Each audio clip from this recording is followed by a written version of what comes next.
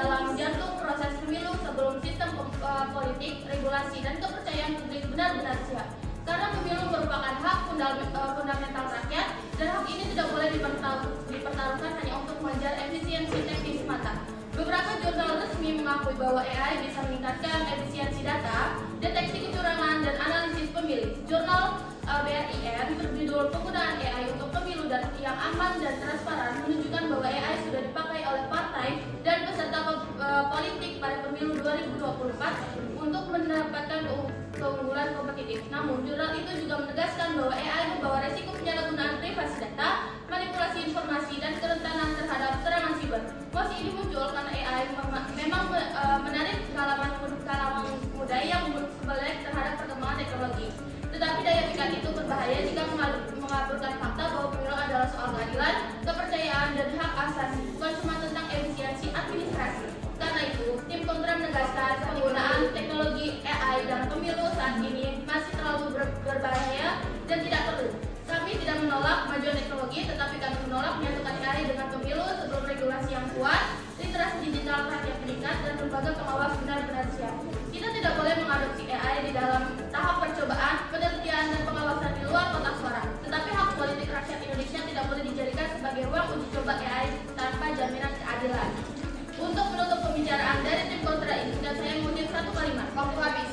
Selanjutnya akan dilanjutkan oleh pembicara kedua dari tim pro yang akan mengeluarkan argumen terhadap mosi. Baik, terima kasih atas kesempatan yang telah diberikan Dewan Juri yang terhormat serta rekan berpikir kami dari peserta yang akan kami tanyakan. Sebelum masuk ke ranah argumentasi kami, saya akan membidas terlebih dahulu pernyataan dari argumentasi dari tim pro, yang dimana argumen dari tim pro ini seakan-akan menakut-nakuti masyarakat bahwasanya penggunaan AI itu manipulatif dan lain sebagainya. Dan balik lagi, Dewan Juri yang terhormat, jika sebuah sistem ini sudah benar-benar terintegrasi, ini justru akan memangkas sebuah anggaran dan juga akan memangkas sebuah waktu, akan mengefisiensikan waktu. Baik, langsung saja masuk ke dalam framing kami ya, yang dimana perdebatan hari ini bukanlah tentang bagaimana menyerahkan kedaulatan negara ini kepada robot dan lain sebagainya. Perdebatan ini adalah tentang kemanusiaan dan modernisasi Dewan Juri yang terhormat, tata kelola birokrasi, yang dimana tragedi di tahun 2019 data mencatatkan bahwa kekejaman birokrasi kita itu pada pemilu anggota KPPS mencapai 894 meninggal dunia karena kelelahan dengan seperti itu. Dan tim oposisi mungkin akan menakut-nakuti kita dengan narasi pertasan dan hacker dan lain sebagainya macam. Dan AI ini hadir sebagai pelayan demokrasi kita untuk menghitung lebih cepat bekerja dan lebih akurat dan menyelamatkan nyawa manusia. Baik, langsung saja ke ranah argumentasi kami yang pertama, yang dimana AI ini akan mempercepat sistem kita, yang dimana proses rekapitulasi suara di tingkat TPS hingga nasional memakan waktu hingga 35 jam Dewan Juri yang terhormat. Waktu tunggu jeda yang sangat lama ini menciptakan ruang gelap jeda waktu. Dan bayangkan, petugas KPPS itu 35 jam lamanya itu bekerja. Dan ini menurut data dan kajian dari Electoral Commission of India, yang dimana adopsi e-recapitulation bahwasanya di berbagai negara ini bisa mencapai 80% pemangkasan waktu. Bayangkan Dewan Juri yang terhormat.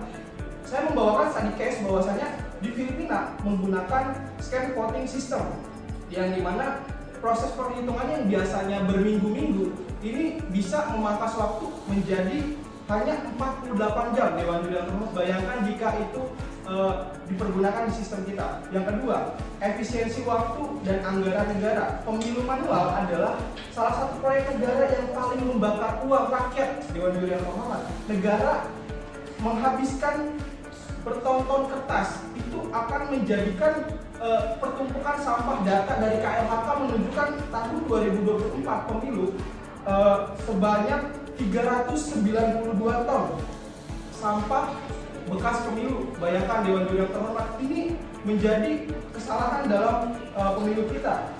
Dan anggaran pada KPU di tahun 2024 mencapai 71 triliun. Bayangkan jika kita menggunakan sistem teknologi seperti AI untuk menggunakan tools ini akan memangkas banyak jumlah uang rakyat. Selanjutnya masuk ke dalam ranah argumentasi kami yang ketiga, sistem terintegrasi. Pemilu seringkali digugat karena apa? Karena masalah daftar pemilih tetap, ganda atau pemilih hantu. Otak manusia dan sistem Excel biasanya tidak sanggup menyisir ratusan juta pengguna, dan AI mampu melakukan cross referencing, pencocokan data silang antar database KPU. Data dari sumber konkret laporan Bawaslu mengatakan bahwasanya pada tiap siklus pemilu selalu menemukan jutaan data dan pemilih bermasalah atau ganda dan lain sebagainya macam.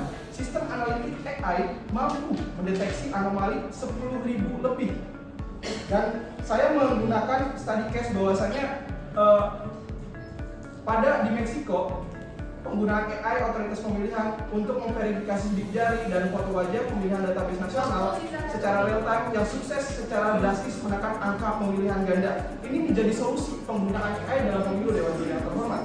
Dan yang ranah masuk argumentasi kami yang keempat adalah menyelamatkan nyawa penyelenggara dengan memangkas beban kerja yang tidak manusiawi. Beban kerja penyelenggara pemilu di tingkat KPPS sangatlah tidak manusiawi. Mereka dipaksa bekerja non-stop lebih dari 24 jam Dewan Pemilihan Terhormat untuk melayani pemilih, menghitung ratusan lembar surat pemilihan secara manual dan lain sebagainya. Disinilah AI ini berfungsi sebagai penyelamat nyawa. Dengan integrasi AI berbasis computer vision dan optical karakter, petugas hanya perlu memfoto dan papan panel hasil akhir. AI ini akan secara otomatis mengenali tulisan tangan, menghitung taut suara, penyalinan ke dalam format digital dalam hitungan detik untuk langsung dibagikan kepada seluruh saksi partai. Proses yang awalnya memakan waktu 8 hingga 12 jam ini bisa menjadi 12 menit. Waktu habis. Selanjutnya akan dilakukan oleh pembicara kedua dari tim kontra untuk mengeluarkan argumennya. Waktu dimulai ketika pembicara kedua berbicara. Baik, terima kasih kepada tim kontra yang sudah menegaskan argumennya. Di sini saya dari pembicara kedua berbicara.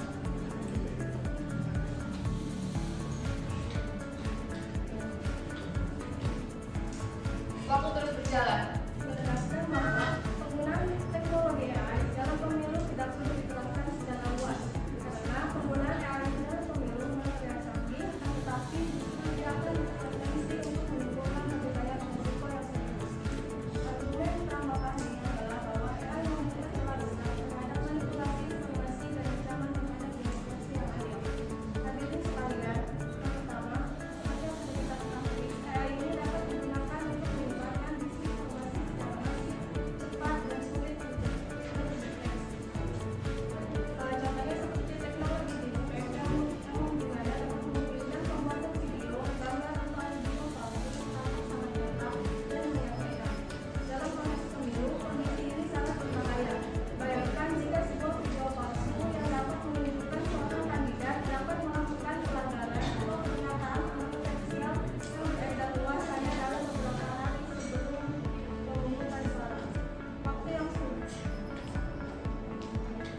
Waktu yang sempit dapat membuat klarifikasi sulit dilakukan, sementara opini publik sudah terlanjur terpengaruh. Sebagai contoh nyata, pada tahun 2024, dari mana beredar rekaman suara palsu. Baik, tim oposisi tidak memahami argumen kami bahwasanya kami mengkhawatirkan kepada beban petugas KPPS bahwasanya mereka selama 48 jam itu bekerja dan bahwa tahun 2019 mencapai 894 meninggal dunia karena kelelahan. Apakah tim oposisi melegalkan hal tersebut? Terima kasih. Baik, jawaban